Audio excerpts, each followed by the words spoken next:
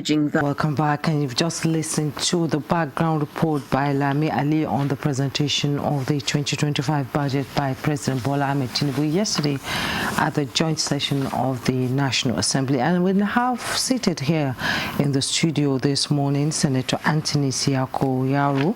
He is Gombe South Senatorial District. You're welcome to Good Morning Nigeria. We also have Professor Paul Namchi, Member House of Representatives representing Enugu East and Isi Udo Federal Constituency from Enugu. I hope I got that right. Isuzo. Isuzo. Yeah, that's correct. Thank you so much for coming. Thank you. It's a pleasure having you. Being here. All right. We also have here with us our regular Ishao Aliu, who's an economist. Thank you very much for joining us, Ishao. Thank you. Good morning. And live, he's not joining us via Zoom, all the way from Lagos. We had to bring him here. You can imagine bringing Dr. Muda Yusuf to our studio. Chief Executive Officer, Center for Promotion of Private Enterprise, and also former DG, Lagos Chamber of Commerce and Industry. It's a pleasure to have you live in our studio. Yes, and we hope to keep you in Abuja. Thank you. All right, gentlemen. This is we're looking at the budget of restoration, yes, peace building, and of course, hope, whatever. So, but I just like us to even have an idea of how the last budget, has fared. So far, it appears that the executive and some other people are happy with how far, the present budget that we're operating has fared. I'd like to start with you. Well, I believe the current budget has fared fairly well, let me put it that way, because the president also alluded to the performance, particularly from the revenue side and also from the expenditure side. On the revenue side, as at the third quarter, I think the president said the performance was about over 70%. And on the expenditure side, it was over 80%, which I think is good in terms of, looking at the implementation. So for me, I think the performance has been fairly okay. By the time we get to the end of the year, we see the Q4 numbers. Perhaps, I'm sure the implementation will have been much better. So in terms of both implementation from the revenue side and from the expenditure side, going by the figures that the president read out yesterday, I think it has been good. But from your eye view, yes, from your eye view, if you say it's good, how do you convince the Nigerians that it's been good in terms of revenue and expenditure? What do we see? How do we make it relatable?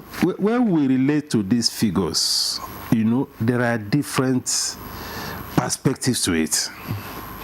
As far as the man on the street is concerned, these figures really don't matter much. Okay. It shouldn't matter much. Yes, no, it doesn't matter much. What matters, because out there, the issue really now is about welfare. Somebody wants to go to the market, maybe what he bought at 100 naira yesterday is now 80 naira. You can say that, yes, something is improving. It's improving. So we have different parameters. For the average citizen, the parameters is about the cost of living. How is this impacting in terms of reducing cost of living, cost of transportation, energy costs, food prices, and so on. So those are the basics. So economic management requires a proper connection, which is where policy and all of these things also comes in.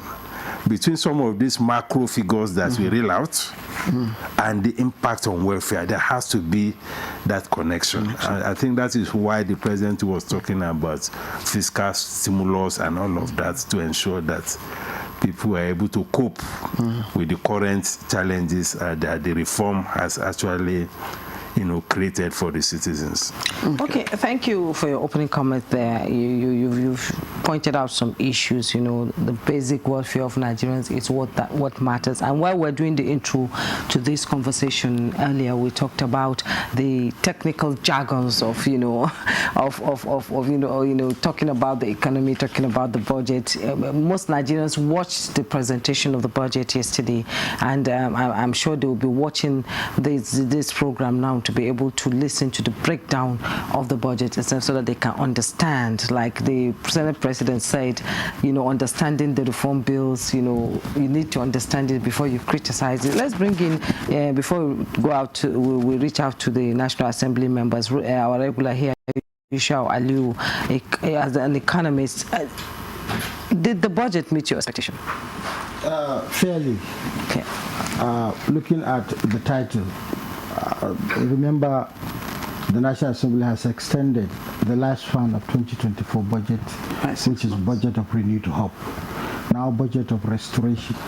Budget means differently to government and citizens.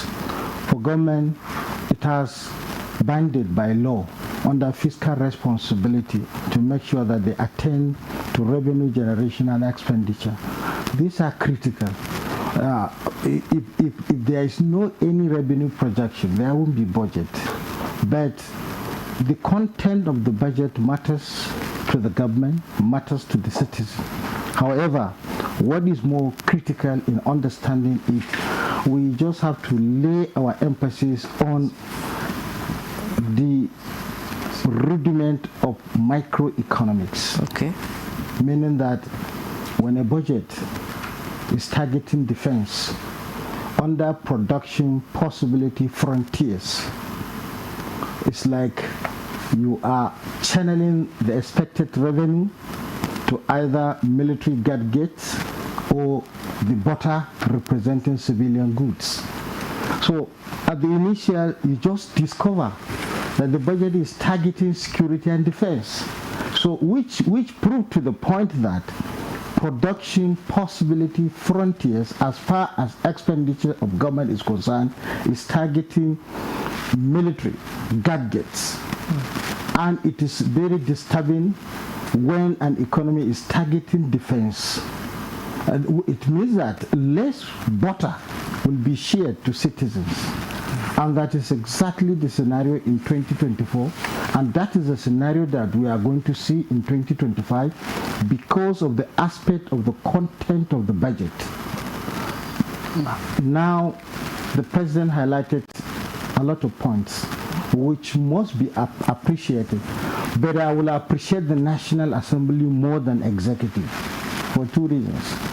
The National Assembly have given the president maximum cooperation in 2024, and they are giving him what we saw yesterday is that they are also prepared to advance another gift to him. So I would like a scenario where the president, despite the fact that growth rate target of the IMF has been defeated, the Bureau of Statistics has established a very good scenario as far as the economy is concerned. But we have to go back to 2020 when the predecessor of President Bola Ahmed Tinubu presented a budget of prosperity. And that prosperity, collective prosperity, is what matters in all ramifications. There's no two ways about collective prosperity. In collective prosperity, if government is taking positive foreign reserve and at the same time positive revenues, then the question will be asked, the social stratification and contribution to citizens, manufacturers, consumers, because these are very important in every economic aspect. The life expectancy of any economy depends on cooperation between the manufacturers and the consumers. The manufacturers must produce at low cost. Okay, let's allow you to, take a breather. Thank you. Yes, and thank you for the points that you have raised in your opening comments, and bring in the distinguished Senator Anthony Siyaku Yaro, and I like that Mr. Muda made a distinction, between the expectation of the people, vis-a-vis an appropriation bill, the performance of an appropriation bill. So what is uppermost in the minds of the people at this point, may not, justify the performance rate of any budget. So, but at that micro level, let's leave that at that micro level and see the performance of 2024 budget so far. It's been extended by 6 months. It was tagged budget of renewed hope. Now we have budget of restoration. Is there a connection? Do you see a connection? There's a established connection there, really. The president said it's a continuation of that to restructure, the budget in 2025 in aligning is a offshoot from the 2024 budget. He mentioned that. And let me say here that the budget of 2025, having the security carrying the chunk of the total, is very much in place. Now, these things are intrinsically related. When you talk of food security, it's this security that you are talking about, to allow the farmer to go to the farm. If the military are not fed enough with that quantum, the farmer won't be able to go to the farm, looking at our reality situation today. And therefore there will be no food. So when they say budget, a chunk of it has gone to security, it means it has gone to food security as well. They are directly related. Today, production levels are low because of that insecurity. So the budget of 2025 is like a continuation of the 2024. There is all performances in the 2025 are taken care of to input into the 2025 budget. And I think if we look at it from that interrelations, rather than isolating the military allocations, the military allocation is as good as food security allocation. Why? It will allow people to access farms and make production. It will allow people for economic activities. Recently, Birningwari area has just been opened up. There is a market that stayed for over 10 years, non-operational. Governor Obasani has opened that market just last week.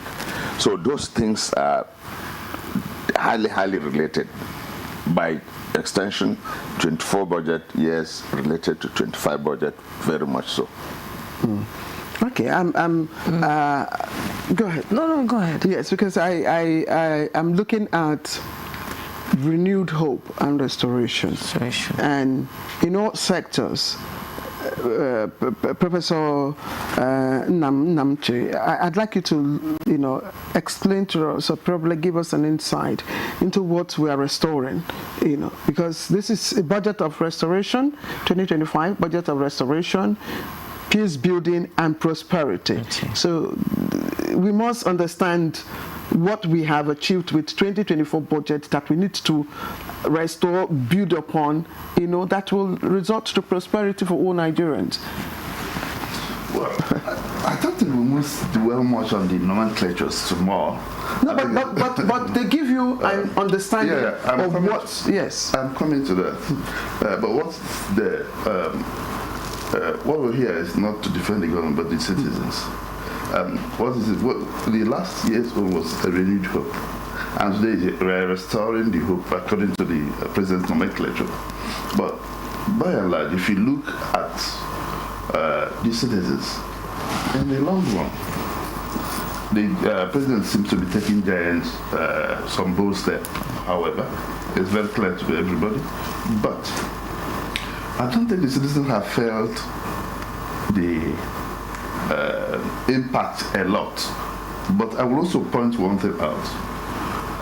In the country, when he says the budget towards security has been increased, what one expects to do, I think part of the restoration Nigerians will be looking at is where they are free,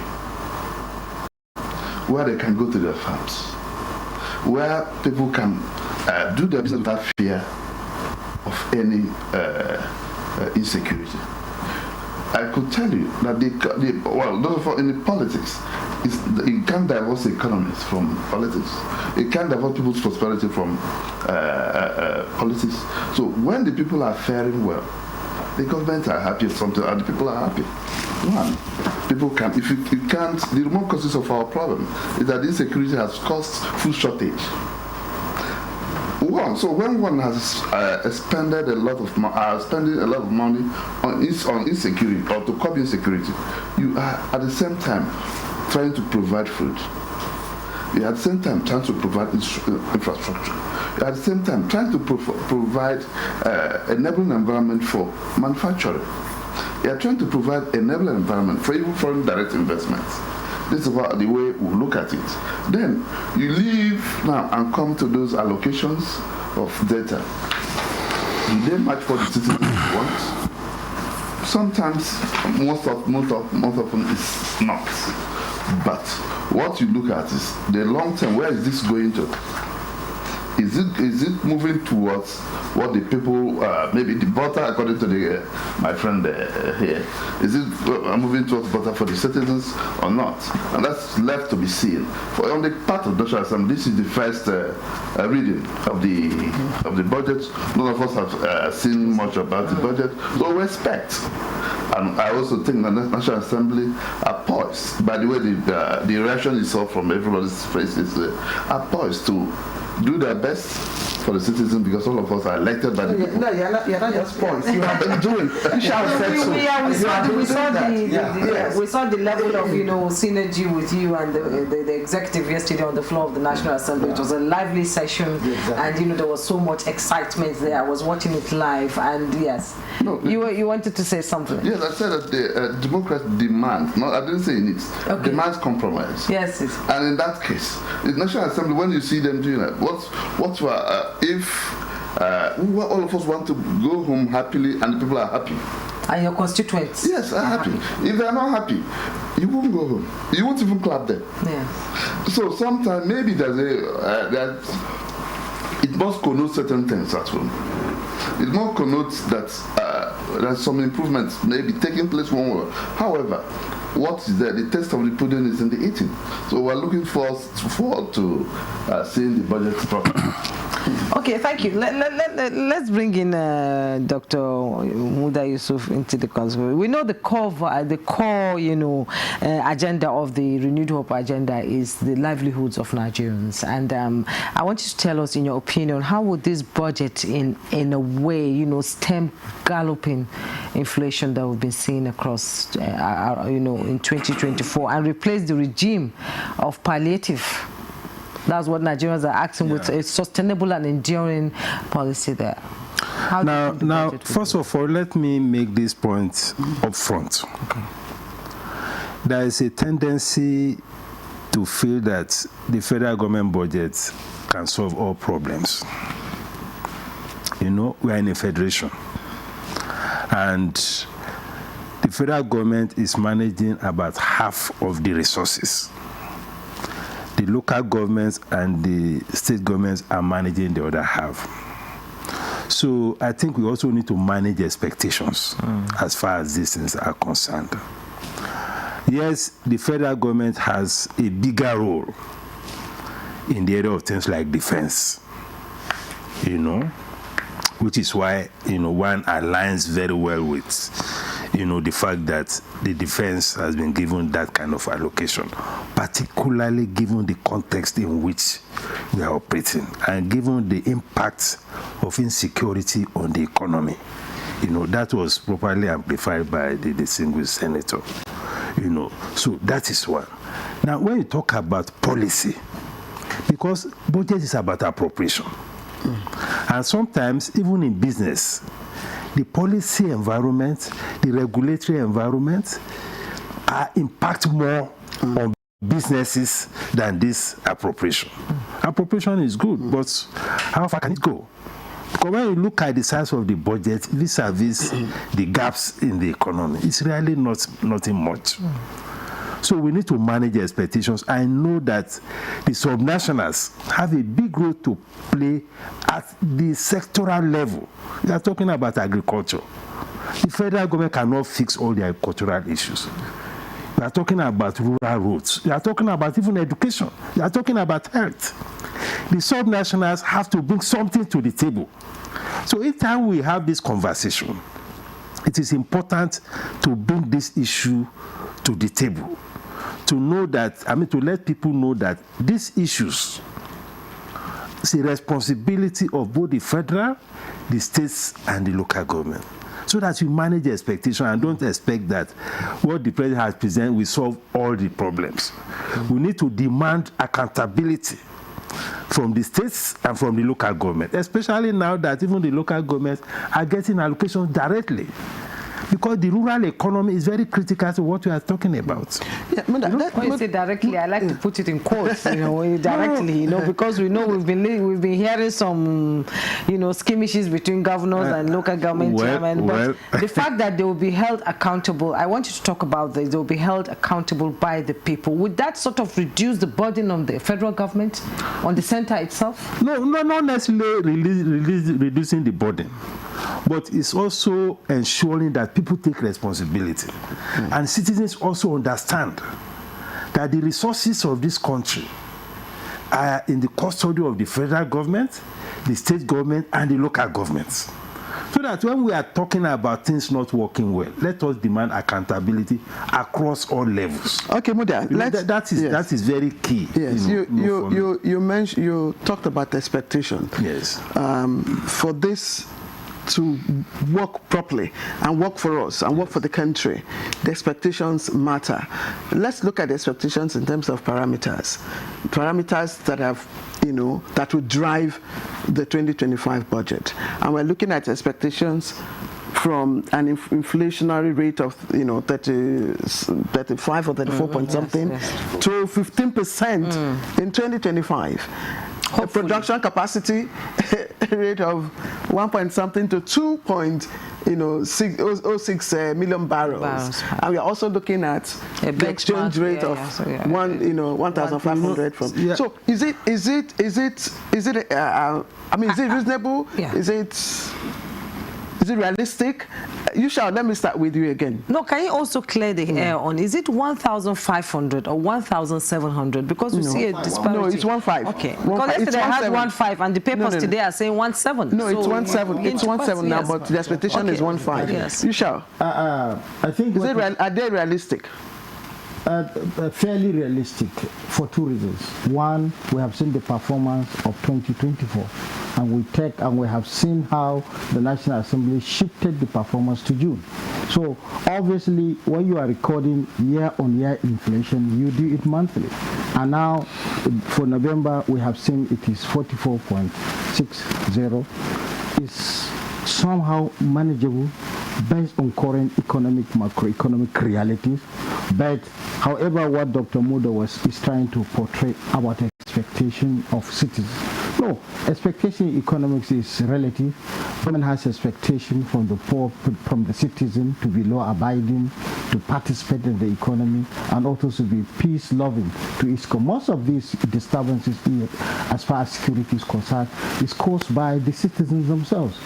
And they are pushing what ought to have gone to them as butter to go to military gadgets, and that's why there is need for stakeholders to devise a means of communicating to people to understand the relativity.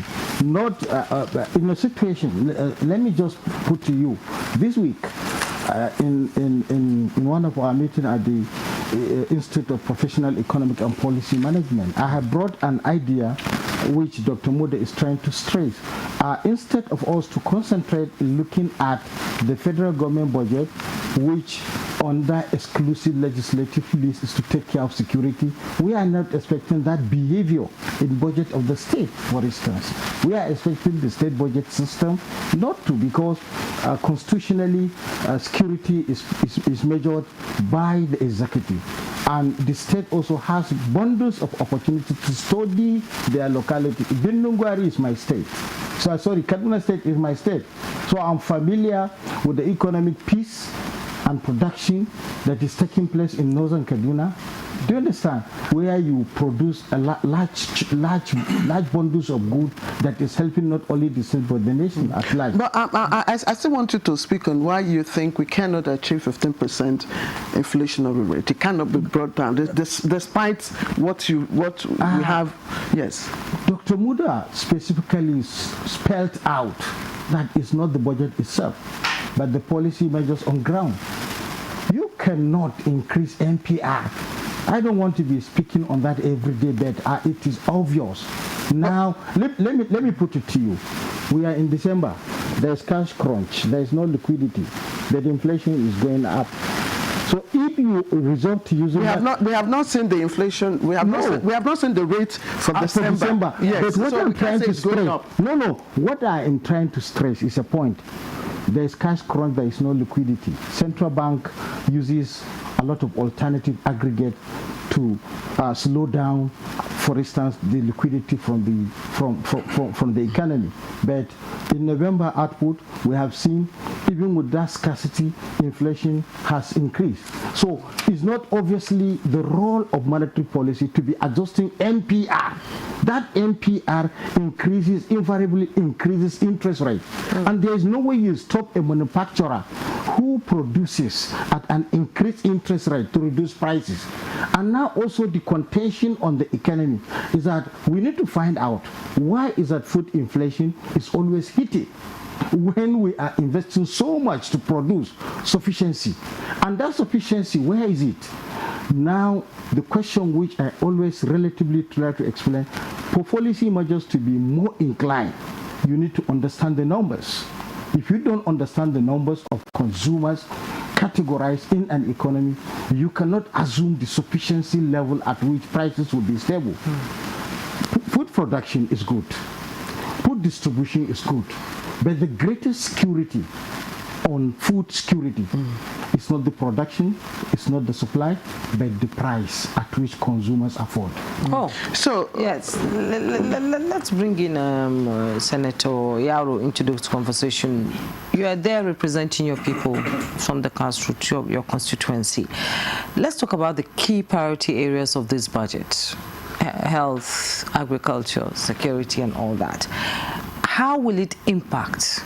If you're to go home now and explain to your constituency the budget of the 2025 budget presented by President Bola Ahmed Tinubu, how will you explain to them, how will it impact the common man in your constituency? How will he feel it? How will it impact the priority areas, security, health, education? Because we know these are areas that need to be talked about. Thank you. Doctor mentioned it, that the subnationals need to be up and doing, and it's very key. The reforms that are currently going on, tax, the local government autonomy and all that, are geared towards our locals feeling it directly. Now, to implement that, I think implementation is always our backbone in this country, to be honest. Now, the policies are there, rightfully churned out to implement to the letter. That's why. So we need that patriotism. Like Dr. Shah also said, the citizens, we should expect something from them. So now if I get to my constituents, I tell them, yes, federal government is doing this targeted at your own improvement. You also need to come up from your own side. For example, when you go to other countries where rule of law, citizens act according to law, you don't need to waste money doing so many things that crops up from the irresponsibility, in quotes, of citizens or them not following the law, all those monies will go there instead of going to their own welfare. So citizens are also expected, you know, to really be on one page with the federal government, with the state government, with the local government. Now, our constituents, just last week in my constituency, I had an attack. These herders running over some villages and this thing. So now, so many resources will now have to be channeled towards that. Security. If these herders had not done that, that same money will go to developmental issues. So our people, our constituents, is to educate them about their own responsibility, just like Dr. Muda said. Now, lead by example is a very key area. They will sit down and say, expecting us, the National Assembly members, the blame will be there and everything. I think identifying their own area and contribution elements that will crop up and come up, we join together with the federal level and with the legislators is very key. That's to align. Now, the economist said, CBN jacks off MPR. CBN is a government, an arm of government. At the same time, we are presenting a budget that we want to reduce 34.6 to 15. So that lack of alignment we have to look at. And when you do that, it impacts on the citizens. All those rates come up from the citizens. The production, the cost of funds, everything is landed on the citizens, on the constituents. So I see a situation where we, the National Assembly members, we educate our own constituents of their own responsibility to see that the common goal is achieved, you know. And I think the budget trickling down to them, reforms are going on to enable that, you know, trying to jack up the revenue aspect, and then reforms of local government autonomy. Local government is the lowest level of contact to the constituents, to our citizens. So, and I think this budget, once those things like implementing the local government autonomy now, you find problem with the governors. So, for goodness sake, that patriotism, so that this thing can trickle down, let it be there. Let it be there. Okay, Senator Yaro, thank you. Professor Namche,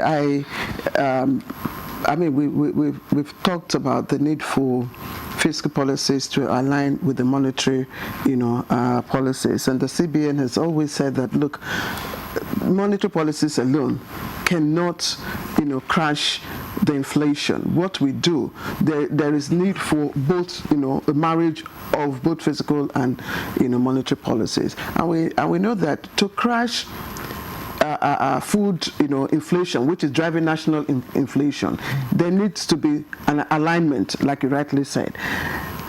In terms of agric, the government has done, I mean, we've seen moves.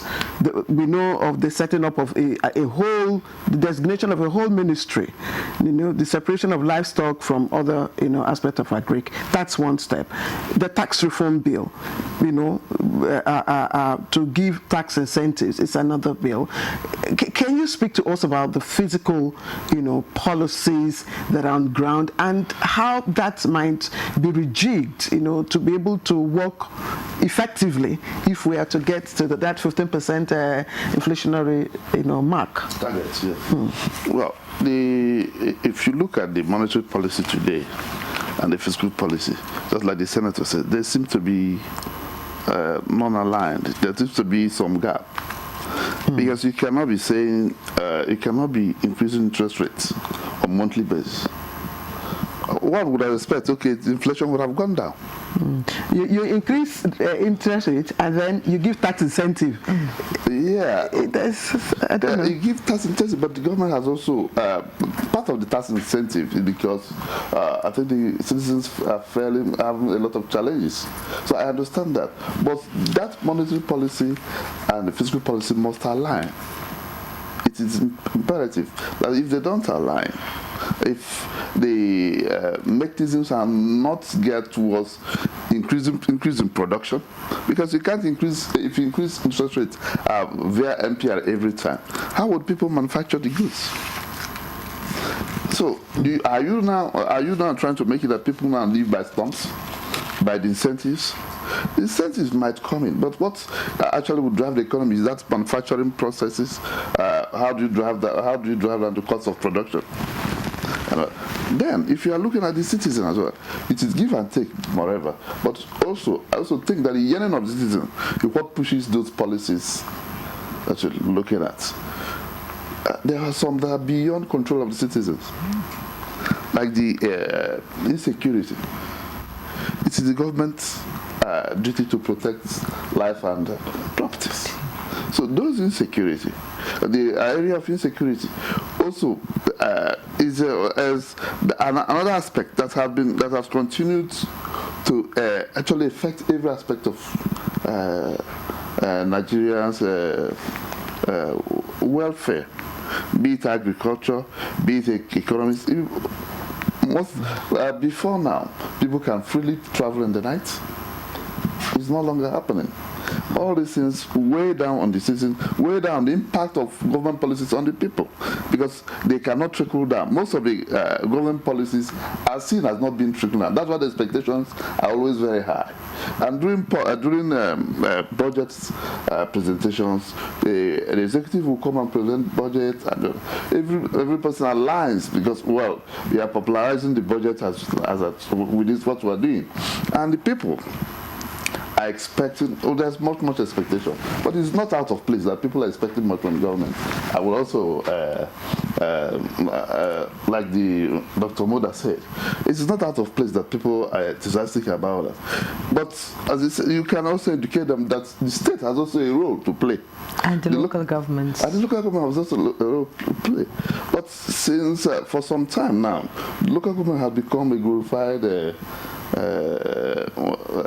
let's say salary payer. That's it. You don't see the impact on the ground. So if every aspect of government's impact are noticeable, I think in the whole it will become whole government approach, and I think the citizens will fare better. Some governments are sacked by insecurity.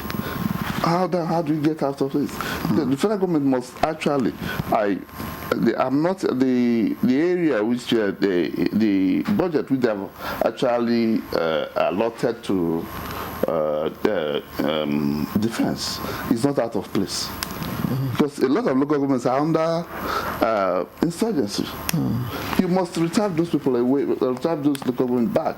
And this is the military infrastructure. We are experiencing a lot of economic challenges in the country today. We must all accept that.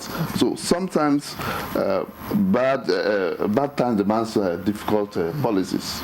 So I was even expecting, hoping that you would talk about, because I looked at the first three on the top list. Agriculture is not even there. I don't know what number agric is. I would expect that agric. I don't know, Dr. Muda. Yes. Agric is after targeted fiscal policy and funding, capacity in the agric sector to bring down inflation. Now, first of all, let me talk about this fiscal and monetary policy coordination, because that is very important. Because when we talk about the economy, that's what you call macroeconomic stability. That is very key. It talks about how you ensure that inflation is low, how you ensure that interest rate is low, and all of these things have a lot to do with what is also happening on the fiscal side. Because sometimes, in fact many times, when these budgets are being prepared, there is this tendency to overload the budget because there is so much demand generally from the legislators, from the executive, and before you know it, you begin to build a budget that you cannot fund. Yes. And before you know it, begin to create a problem of debt. Now, our debt now is getting to levels that are very, very troubling. We are talking about a debt now of about 134 trillion naira. Our debt to GDP now is crossing about 50%. We used to be around 2023. Fiscal deficit is growing. We used to be at a very comfortable rate. Yes. Now, those things have implications for exchange rates. They have implications for inflation. That is why sometimes when the CBN governor is crying that there should be coordination, it's about moderating the expenditure. Okay. Moderating the deficit. Okay. Moderating money supply growth. Okay. Money supply now is about 107 trillion naira. So these things have very serious macroeconomic effects. Let us spend money as much as possible to match whatever revenue we have, so that we don't overheat the economy. I understand the anxiety or the desire to spend so much to please this and please that, but we must do that within the framework of our fiscal sustainability.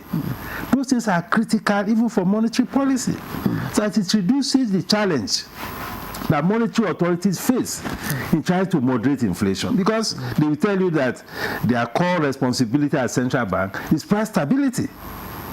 And the only instruments they have are all this MPR, cash reserve ratio, and they have been pushing it to levels that the businesses can no longer even take credit from the banks. But if you look at our projected growth rates, yes, for 2024, and the growth rate itself, and then you hear the figure the president quoted in our reserve, isn't that an indication of a driving fiscal policy? No. You see, the issues that matter most here, I'm talking about the fiscal deficits. I'm talking about the debt. I mean, look at the debt service component in the budget. Over 15 trillion.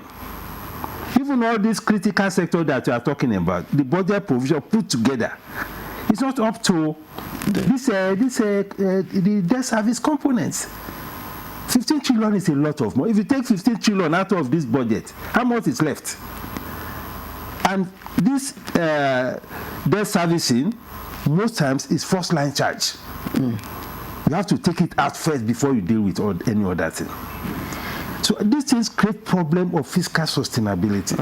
So it is good to talk about GDP growth, but for goodness sake, if you go and talk to a manufacturer, or you are talking to the man on the street, when you talk about GDP growth, they just ask you what exactly. That's what do you mean? What do you mean? That's what we're talking about.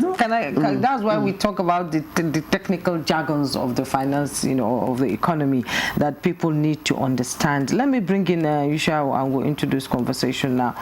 Yusha Aliu, sorry, I seem to mix them there too. Yeah, I seem to mix them and same name. The whole world, Nigeria is the biggest economy in Africa. Good.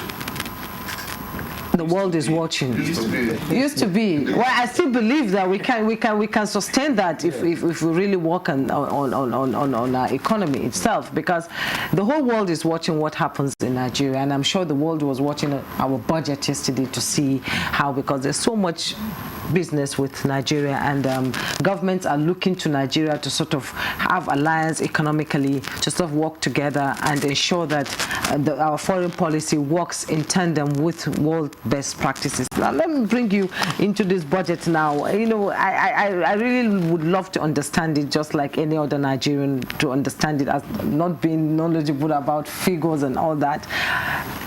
I want to understand, how would this impact job creation, entrepreneurship, the growth of our micro economy? We all know that all these things are possible, but with a benchmark of $75 per barrel in Nigeria, we all know the insecurity in the south region, stealing of oil theft, breaking of oil pipelines and all that. Do you think the $75 is realistic here? And do you think that it will sort of impact the budget? Very realistic. How? Looking at the oil market and the behavior of oil market and the responses of OPEC +1, that is Russia, in terms of the cooperation given to the producers of OPEC, is very practical. But what I always look at, you mentioned budget and how we look at budget for our lives. Yes. In fact, we have to educate more that most of the advanced world, it's not a situation where you look at state budget and then calculate your welfare. Budget it's like a lot of people are calculating their welfare already. Yes. Microeconomics reveal that I'm going to Jumai house. Jumai must have a budget. What concerns about your 4 years daughter about the budget you are presenting for the household? What concerns her? Yours is to pay her school fees, maintain her health. That should be the behavior between citizens and government in the first instance. But we are making it more official, and that is why they are taking it more serious. You cannot go to Chinese economy, Xi Jinping is presenting budget and the whole Chinese are waiting what is, but they are busy in their factories. So when you speak about creating job opportunities, we just have to secure the environment first. And we have spoiled the environment.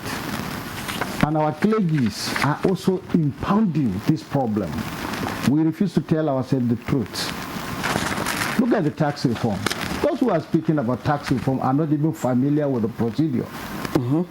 And are not familiar with what is called fiscal responsibility of the government. You cannot tender a budget to National Assembly without attending to fiscal responsibility. And in fiscal responsibility, it is spelled out what to be done, what, when, and how. And if we overplug issues, we confuse citizens the more, and we chase away jobs that ought to have been created. Now, job creation is policy, it's not budget. Ease of doing business, for instance. Birnungwari is mentioned. Now market is operating. So a lot of people are taking part in the market. They are employed. So the more you secure, but in economics, value for money.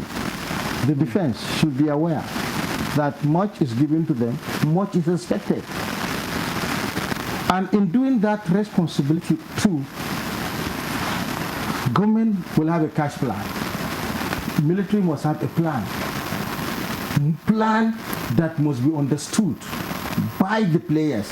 I keep on saying, how can an individual stand and say that somebody who is kidnapping has a reason of doing that? Person that is destroying farms, pursuing farmers, you say he has a reason for doing that? No.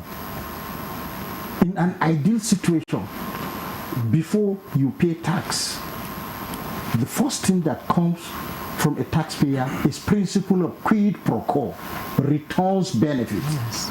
You are paying tax to be secured, to do your business. So I am hoping that with the agricultural policy on ground, with the security policy on ground, if we can extend it more better, we expand our production, but we have to understand, like I said, what we are going to consume, the metric tons requirement of 250 million population. If you don't, if you have a scenario where you have 100% of arable land, only 10% is accessible, you should know that you are deficient to provide a sustainable food. So you agree that the fiscal policies for agri on ground at the moment, if well implemented, driven, with accurate data, can lead us and security. Yes, can. It has secured us before today. These fiscal responsibilities, the alignment between monetary and fiscal policies is very cogent in all economies. You can apply it from the household, your monetary policy and your fiscal policy, your sources of income. But what is more important, relatively, people are not discussing it at all. I am not a fan of increasing value added tax beyond 10%. Because an average consumer, the income is considered, the income grouping. How much are you earning? And what are the bundles of goods you are taking? Our Nigeria in the 60s is not the same Nigeria of today, because nearly in all communities they produce what we eat, but now we eat Indomie. Yeah, but we've also heard that Nigeria is, one of the countries with the least tax, in the world. Yes, and it's better for us. Administration. Let me tell you. But if I don't know what, I mean, this is still, in the public discourse. It's still being discussed. But let Senator Yaro also time for a break. We're going for also a break speak. now. Yeah. I would like you to speak on another aspect, that will also help drive this 2025 budget, and that will be on the oil, production benchmark. But please just hold it. When we come back, we'll introduce the question. You're watching Good Morning Nigeria. Let's take a break.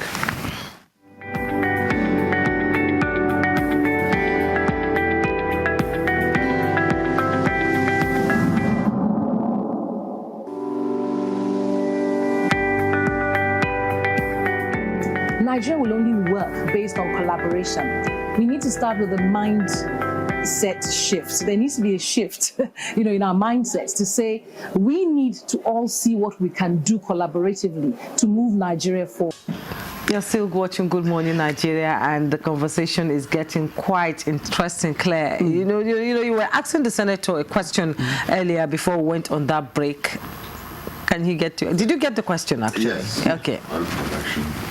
Yes. I mean, we are doing 1.5 or thereabout, and we expect that by next year, 2025, we will do 2.06 million barrels production per day. That's quite ambitious. Agreed, it's ambitious, no doubt about it. Even the two things are clearly ambitious in this budget: the interest rate bringing down from 34.6 to 15, and then inflation rate, then the oil production level. Now, but usually these things are tied together. This infrastructure and security that you are seeing is meant to address that oil production level. Security in the Niger Delta. There must have been projections made how to areas of leaking areas that reduced our production levels that are being identified, bunkering, illegal bunkering and the rest. Now, though it may look ambitious, that's to attain it may be an Herculean task. But I think if those security issues are implemented to the letter, and I'm sure it's an outcome of a study, the security system must have said we'll be able to close this leaking point, this leaking point, this leaking point, and therefore the production will be ramped to this level. It's the National Assembly. I'm glad Prof is from the House of Reps, and you also. Is it likely that the National Assembly will? I know you are going to look at this bill again. Is it likely that you rejig, some of these parameters? No, normally that's our area. That's where we have our powers to sit on and look at it. But we've not started. What is realistic for you? Realistic for me is implementing the security. No, in terms of capacity, in terms of production capacity, what will production? The oil is there on the ground. Yes, we are doing 1.5 now. Yes. What can we do between now and next year? So there are areas of leakages already identified. Illegal bunkering, then insecurity that will not allow the oil companies to be going there every day or be staying that long to bring out the oil. So if you attend to those areas, the secret is in implementing that security to the letter and giving enabling environment for the production. Okay. And I think once that is taken care of, we can get there. But I admit that, yes, it's ambitious, but normally I used to tell my son that go get, if I want him to get 90%, I would say go and try and aim at 99. Yes, of course, that's a good one. Dr. Muda, you signed away from yes. I think it's not overly ambitious. Because I would say, from the Navy committees and others, we'll find out that actually Nigeria is doing 1.8 today because of the improved security in the retreats. 1.8? Is that what we're doing? Yeah, 1.8 as of last month. So I believe that increasing by maybe about 20 to 25, it shouldn't be, it shouldn't be something unrealistic. Yes. The people in the military, the naval officers in the creeks area have been really performing. So I would think that the utmost aim is for the production to also continue to increase, not to decrease. So if we get it right, we should be able to have a good projection that this is where we're getting to this year. But the Port refinery also working. So there's a lot of areas we can project.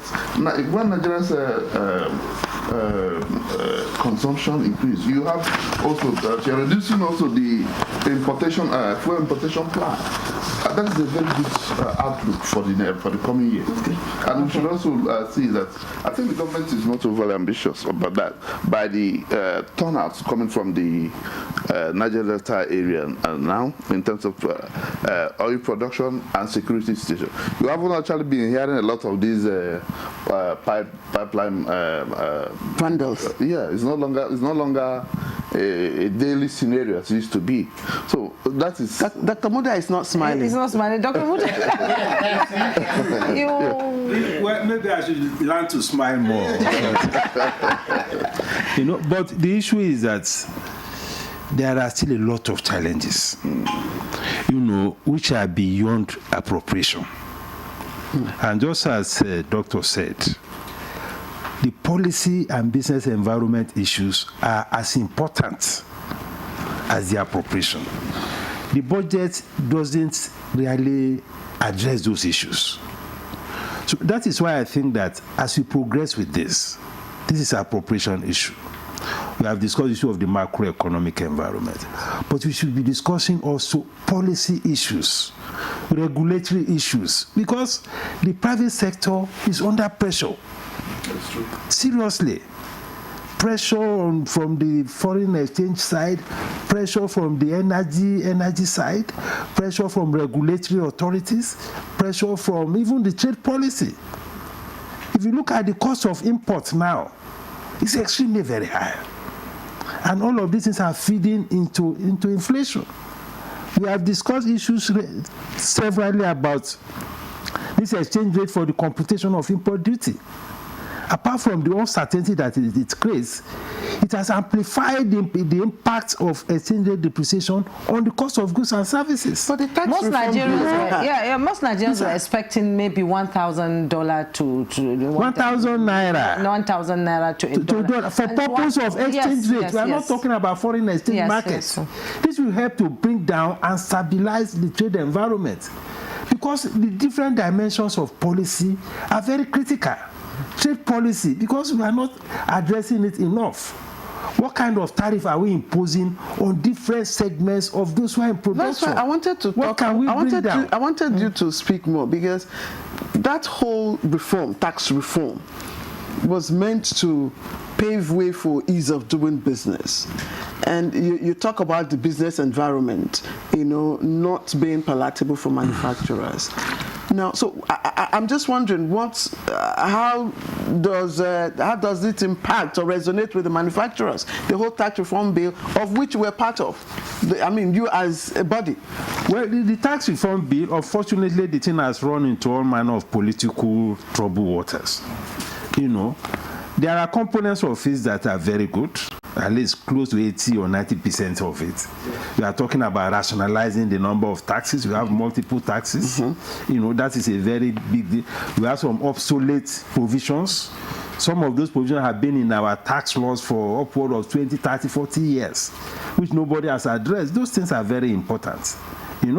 Then we have, the issue of even revenue mobilization and fiscal consolidation. Because if you look at the environment, again, there are some people who are supposed to be paying taxes that are not paying taxes. So it's supposed to increase or broaden the tax base.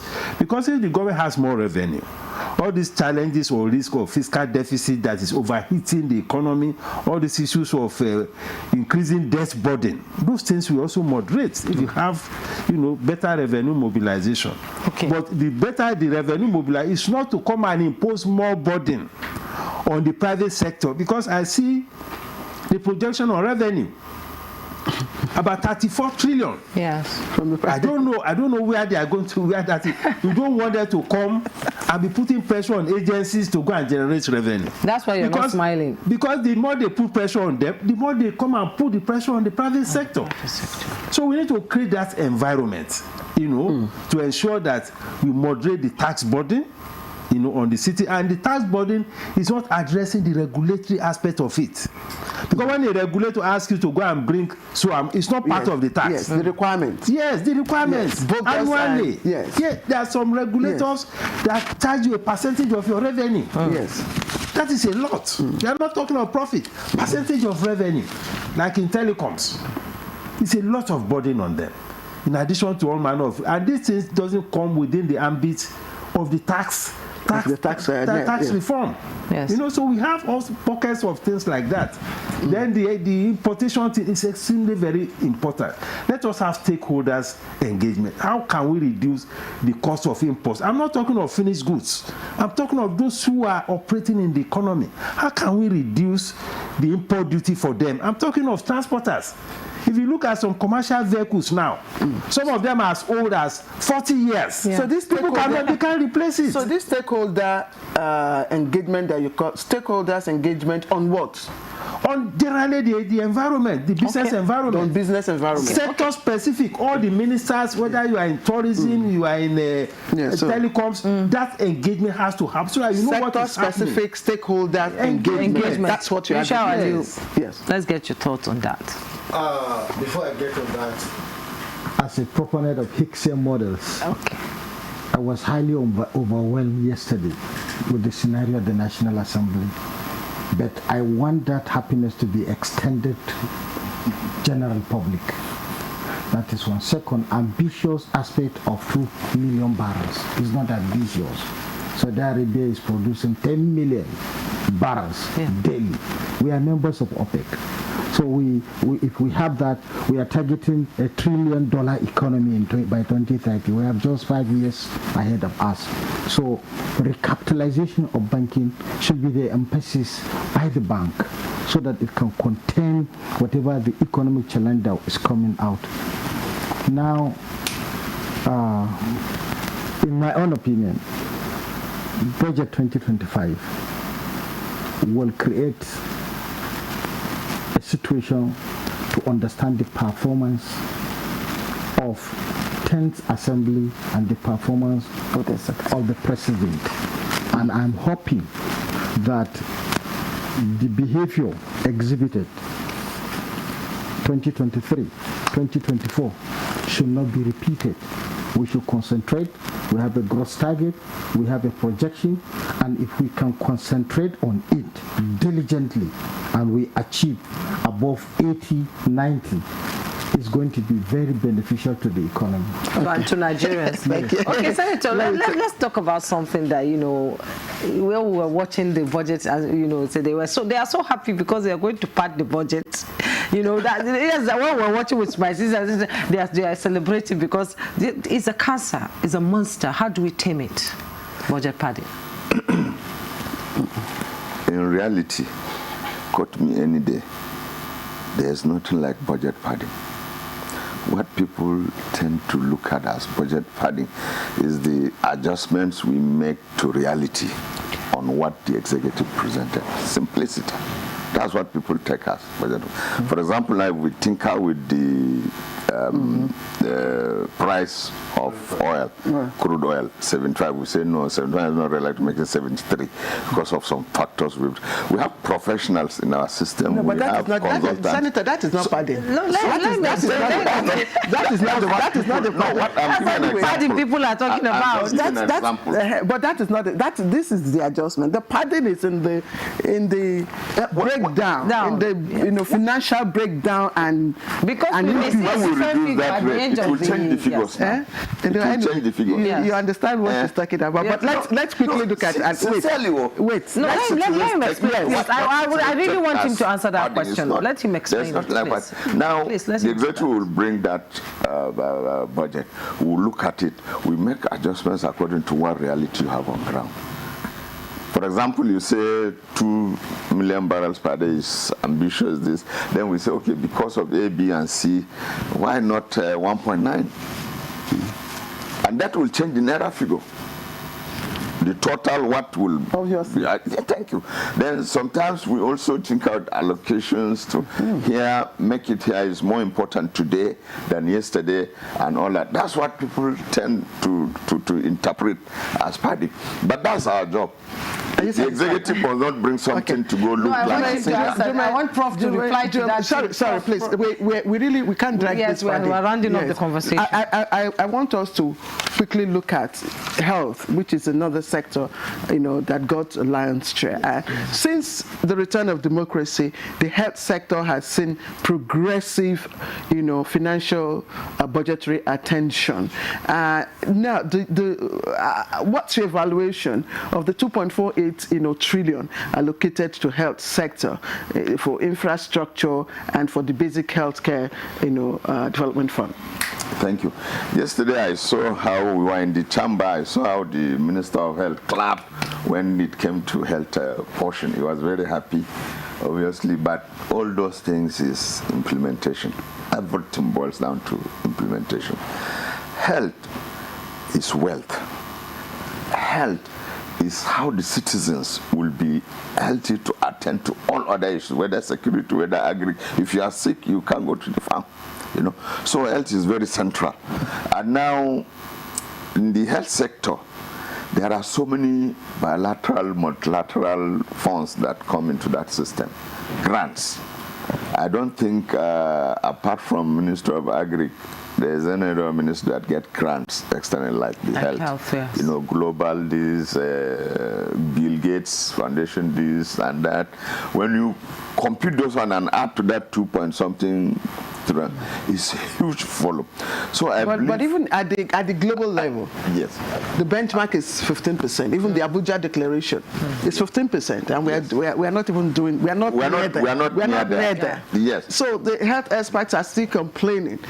Dr. Muda, they are saying, look, this is not enough. We have maternal health care. Statistics are growing. Family health care. Maternal mortality rather. And all that. I also want to go back to the issue of attempting to federalize all issues. If you are talking of health, what is the subnational what are they bringing to the table? You can't expect the federal government to go and be fixing all hospitals or across the country. What are they doing with their own money? So this percentage you quoted, I don't know whether it is national budgets on health that is taking together what the federal is putting on the table, what the state government are putting on the table. Yes, 2.48 trillion. 2.48 trillion. No, what I'm saying, you are quoting a percentage best practice. 15% benchmark. Abuja, it's in Abuja declaration, yes. 2001. Whether it is federal or whether it is for all the states together. Federal. But the important thing is that there are some critical areas that the subnationals need to complement whatever the federal government is doing. That is very critical, because like health, like education, even agriculture, transportation, these are things that require a lot of support, a lot of subsidy, which the government has to bring to the table. Because when we talk about yes, first subsidy, that may be an issue, but we need subsidy in education, we need subsidy in health, we need subsidy in public transportation, because the citizens are groaning. You can't leave the citizens for them to just be exposed fully to private sector providers in public transportation. Isn't the subnational having a lot of burden these days? They have the burden of paying increased workers salary. But they are being they have the burden of letting go the local government. No. I think they need to be more accountable, quite frankly. They need to be more accountable. Yeah. Because this idea of looking up to the federal for everything, that mindset also needs to change. And that's the responsibility of the state assembly. Yes, but unfortunately, and the people as well. The state assemblies and the governors, they are, so nothing is happening. 5 and 6. Like yes, nothing is happening in terms of checks and balances. So the governor has. I want to ask you a question. You people made a promise that you start immediate work. work on the budget? How soon? Very soon. How soon? Today. You people say but I want to also make a bit of I think I have a different view in that of health, because I came from the background of biomedical engineering. Okay. And I've stayed quite a lot overseas with that before coming back home. I think that most of the problem we have, both in the budgeting and others, is that most of the budgets we have, say health or education, are about importing things. We are not localizing things at all. Virtually this 2.8 trillion, maybe 2 trillion will go into importing one thing or the other. I was in Kenya where I represented the United Kingdom then as the researchers going for Neon Research Association. We go to Africa. I think the only African country that be part of it is Kenya and Egypt. So while being there, we went into certain health manufacturing areas, and we saw some areas like where you can go to universities and you see them producing things for maternal cares and others. Yeah. They're growing the economy. 402 billion goes to healthcare infrastructure. Okay. And then 282.65 goes to the basic healthcare provision fund. Okay. So you look at those things. You cannot grow your economy with other people's children. Is that what you say? You have to use invest in our people manufacturing things in that sector. And we have all it takes. Yeah. So we are producing graduates. Yes. What are they doing? How are you going to give them job? We'll outsource even the job creation elsewhere. So I think that the health today, we must also look inwards in those aspects. Then, yeah, I think you asked me a different question. How swift? Yeah. We're rounding up. Yeah. What's the question? You asked me a question. How fast? How swift? It will be. I think you just know that the last budget was 3 weeks. Yeah. It was passed under 3 weeks. I also think there's need for scrutiny. Okay. It was brought very late in the year. I also think that by early January or middle January, today. But also before the budget, there's the MTF going on. So I think that one has been concluded. So this one shouldn't take that long. Okay, Shao, your closing thoughts in 20 seconds. I'm happy that all of us are ready to build Nigeria, and I'm encouraging National Assembly to put eyes on Human Capital Development Index and reduce cost of business in this economy so that inflation can reflect the current reality. All right, Yushau Aliyu, an economist and a regular face in Good Morning Nigeria. Thank you. I like the vibes I get, from all of you. All the guests today. Yes, it's an indication that 2025 budget has, some positive, future. So let me also appreciate distinguished Senator Anthony Siaku Garu, Gombe South Senatorial District. Thank you very much for coming. Professor Paul Nnamche, Member House of Representatives, representing Enugu East and Isuzo Federal Constituency from Enugu. Thank you very much. Thank you. It's my pleasure. And Dr. Muda Yusuf, Chief Executive Officer, Center for the Promotion of Private Enterprise, and also former DJ, Lagos Chamber of Commerce and Industry. You need to smile a lot more. When you smile, you give us. Well, that's it on Good Morning Nigeria today. Join us tomorrow for another interesting topic. I am Juma Yusuf. And I am Claire Adelabu Abdul Razak. So have a pleasant day ahead. Bye-bye.